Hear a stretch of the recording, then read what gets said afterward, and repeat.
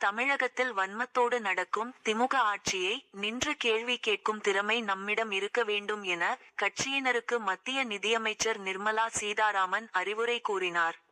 2026ஆம் ஆண்டு சட்டசபை தேர்தல் பணிகள் தொடர்பாக கோவையில் பாஜ நிர்வாகிகளுடன் நிர்மலா சீதாராமன் ஆலோசனை நடத்தினார். தமிழக பாஜ தலைவர் நயினார் நாகேந்திரன், வானதி சீனிவாசன் உள்ளிட்ட நிர்வாகிகள் பங்கேற்றனர்.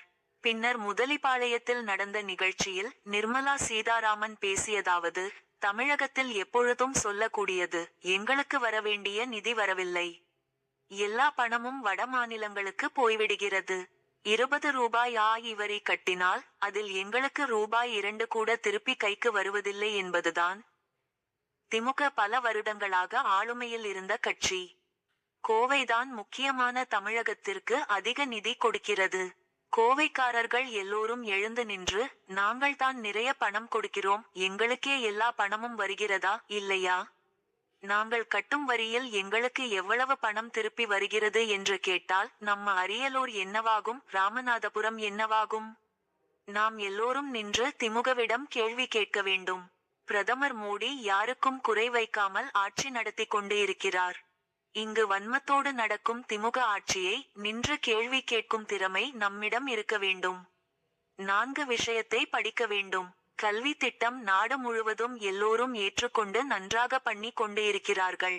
கேரளாவில் இருக்கும் கம்யூனிஸ்ட் கட்சி கூட PM-ஸ்ரீ கல்வி திட்டம் நமக்கும் வர வேண்டும், கல்வி தரம் உயர வேண்டும் என நினைக்கின்றனர். கல்விக்காக மத்திய அரசு என்ன திட்டங்கள் கொண்டு வந்தாலும் உடனே அதை எதிர்த்து தமிழக அரசு போராடுகிறது. திமுக ஆட்சியில் தடை செய்யப்பட்ட ஜல்லிக்கட்டை மீண்டும் கொண்டு வந்தவர் பிரதமர் மோடி. மக்கள் மத்திய அரசை ஏற்றுக்கொள்ளக்கூடாது என்பதால் அதன் திட்டங்களை இவர்கள் எதிர்க்கின்றனர். ஆட்சிக்கு வந்ததும் நீட் தேர்வு ரத்து செய்யப்படும் என திமுகவினர் கொடுத்த வாக்குறுதி என்ன ஆனது? தற்போது கிராமப்புற மாணவர்கள் கூட நீட் தேர்வில் தேர்ச்சி பெறுகிறார்கள். அதை கொண்டு வந்தவர் பிரதமர் மோடி. சட்டசபையில் பலம் இருக்கிறது என்பதால் பிரதமருக்கு எதிராக தீர்மானம் நிறைவேற்றுகின்றனர். வாக்காளர் பட்டியலில் திருத்தம் செய்ய வேண்டும் என்றால் ஏன் உங்களுக்கு கலக்கம் வந்துவிடுகிறது? வரும் 2026ஆம் ஆண்டு தேர்தலில் திருப்பத்தை ஏற்படுத்தும் முயற்சியை நாம் எல்லோரும் மேற்கொள்ள வேண்டும். இவ்வாறு நிர்மலா சீதாராமன் பேசினார்.